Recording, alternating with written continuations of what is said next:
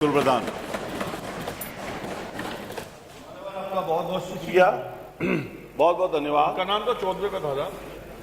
नहीं, सही है, सही है। चर्चा कर रहे हैं। मैं अपने आप को सौभाग्यशाली समझता हूं कि इस चर्चा का हिस्सा बनने का मुझे भी सौभाग्य मिला है और ऐसे अवसर पर मैं कोई लांछन, किसी तरह का अपशब्द बोलना नहीं चाहता। मान्यवर, एक और सुखद संयोग है कि जहां से 1857 की क्रांति का उद्गम हुआ, उसी मेरठ की धरती से हम लोगों को भी आवाज बनने का मौका मिला। हमारी मातृभूमि भी वही मेरठ की धरती है जिसमें 1857 की क्रांति में शहीद आजम शहीद धन सिंह कोतवाल गुर्जर जी ने अपने प्राणों की आहुति, न केवल अपने प्राणों की आहुति बल्कि उनके साथ साथ उनके पूरे गांव को अंग्रेजों ने उजाड़ दिया था।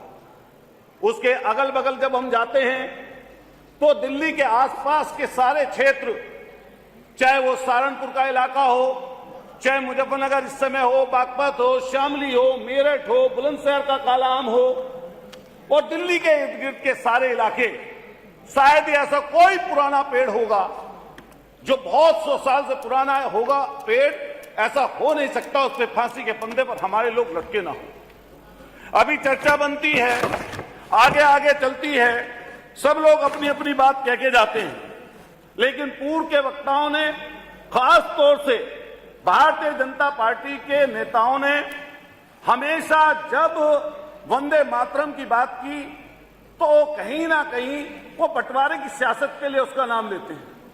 और पूर्व का इतिहास उठाकर अगर हम लोग देखें और नजदीक से जाएं, पुरानी समय में जब स्वतंत्रता संग्राम चल रहा था इस देश में, तो पूरे के पूरे समय में शायद इनका एक भी नेता, एक भी इनसे जुड़ा हुआ व्यक्ति ऐसा नहीं होगा जो वंदे मातरम का जयकारा लगाते हुए जेल गया हो।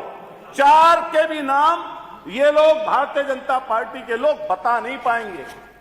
ये वो लोग हैं जो दूसरों के महापुरुषों को अपना नाम देना चाहते हैं और समय समय पर जब इनको कोई नजर नहीं आता तो फिर ये उसको कंट्रोवर्सी में तब्दील कर देते हैं। सन 1942 का भारत छोड़ो आंदोलन, जिसमें इनके लोगों ने उस आंदोलन का विरोध बाकायदा चिट्ठी लिखकर किया, और जब बात आती है वंदे मातरम को अपनाने की तो 24 जनवरी 1950 को संविधान सभा ने संयुक्त रूप से सर्वसम्मति से वंदे मातरम को राष्ट्रगीत का दर्जा दिया, उसको अपनाया और पूरे देश ने उसको अपनाया।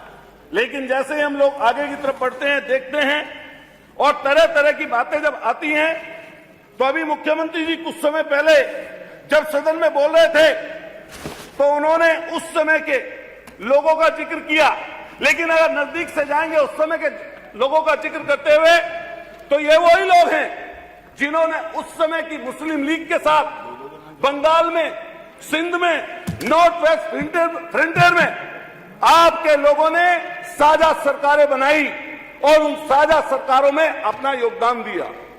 और अलग अलग समय पर अगर इनका देखें तो राष्ट्रगान का भी अपमान, जो सबसे बड़ा संगठन है, आप लोग मात्र संगठन अपना बताते हैं आरएसएस, उसके मुखपत्र में भी राष्ट्रगान को आइटम ऑफ द इंटरटेनमेंट कहा, यानी मनोरंजन का साधन बोला। आप सोचिए, जो राष्ट्रगान को मनोरंजन का साधन बोल रहे थे, उनकी कैसी उस समय की सोच रही होगी, कैसा उनका विचार रहा होगा। और मजेदार बात यह है कि अभी चर्चा कई लोगों ने कर दी, 52 साल तक नागपुर में तिरंगा झंडा नहीं फहराया गया। जब 3 नौजवानों ने हिम्मत करके आरएसएस के मुख्यालय पर तिरंगा झंडा फहरा दिया तो उनके ऊपर एफआईआर दर्ज आरएसएस के लोगों ने कराई। मान्यवर 13 साल मुकदमा चला और 13 साल मुकदमा चलने के बाद में उनको जब मुक्ति से मिली, अब हम पूछना चाहते हैं, कहना चाहते हैं कि लगातार जब इस तरह की चर्चाएं आती हैं, आप वंदे मातरम बोलते हैं, हम वंदे मातरम बोलते हैं। हम जिस धरती से आते हैं, कोई किसी चीज की शुरुआत करता है, वंदे मातरम बोलकर शुरुआत करता है। जब किसी का आखिर करता है तो वंदे मातरम और भारत माता की जयकारे लगाकर हम लोग उस चीज को उद्घोष करते हैं। और वंदे मातरम, भारत माता की जय, ये जोड़ने की चीज है, ये तोड़ने की चीज नहीं है। लेकिन भारतीय जनता पार्टी इसको तोड़ने का साधन बना रही है, जिसकी हम लोग लगातार मुखालफत करते हैं और आने वाले समय पर भी इसकी लगातार हमारी तरफ से मुखालफत होती रहेगी। मैं अपनी तरफ से ये बात कहना चाहता हूं, बात समाप्ति करने के साथ साथ, कि हम लगातार समाजवादी लोग समाजवादी सोच के साथ, समाजवादी विचार के साथ, संपूर्ण क्रांति के नायक आदरणीय जयप्रकाश जी से लेकर आदरणीय लोहिया जी से लेकर आदरणीय हमारे नेता स्वर्गीय माननीय मुलायम सिंह जी से लेकर और आज तक समाज को जोड़ने की सियासत चल रही है। वंदे मातरम भी यही कहता है, वंदे मातरम जो हमारा राष्ट्रगीत है, उसकी सोच, उसका विचार यही कहता है कि लोगों को जोड़ा जाए। और हम लोगों ने हर समय, हर कदम पर लोगों को जोड़ने की सियासत की।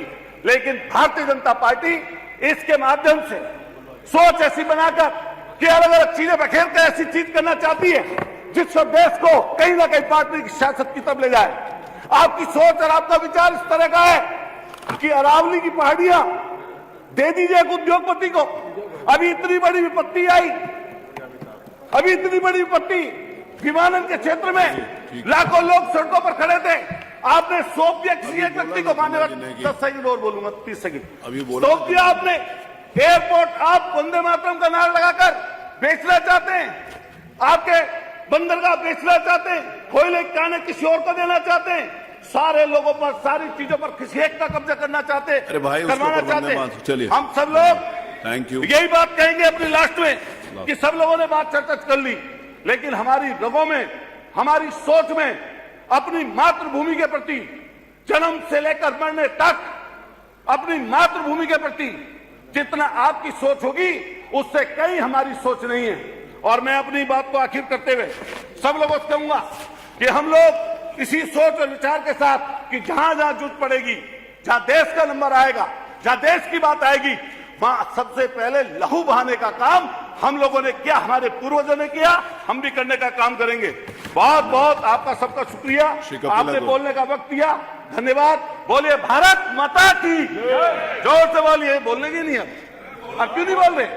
बोलो ना, भारत माता की वंदे, बोलो वंदे, वंदे, वंदे। अब बोल ही नहीं।